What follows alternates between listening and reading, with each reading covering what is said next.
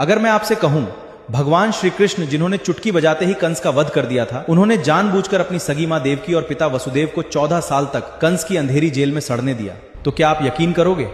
लेकिन हां, आपने बिल्कुल सही सुना। जिस ईश्वर के इशारे पर ब्रह्मांड हिल जाता है, वो 14 सालों तक अपने ही माता पिता की चीखें सुनता रहा और उन्होंने कुछ नहीं किया।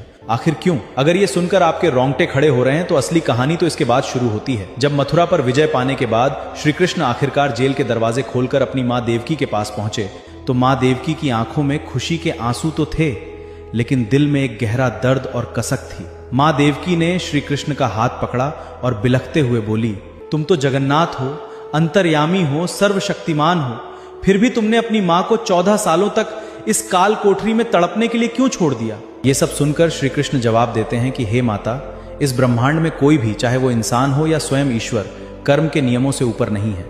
याद कीजिए अपना पिछला जन्म। पिछले जन्म में आप माता कैकेयी थी और मैं राम।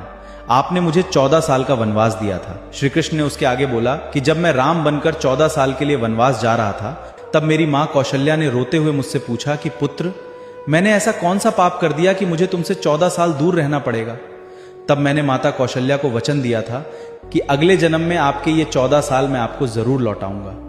इसीलिए हे देवकी, इस जन्म में आप कौशल्या हैं और जो पिछले जन्म में कौशल्या थी वो आज यशोदा हैं आपकी जगह। आपके पिछले जन्म के कर्मों। अगर मैं आपसे कहूं, भगवान श्री कृष्ण जिन्होंने चुटकी बजाते ही कंस का वध कर दिया था, उन्होंने जानबूझकर अपनी सगी मां देवकी और पिता वसुदेव को 14 साल तक कंस की अंधेरी जेल में सड़ने दिया।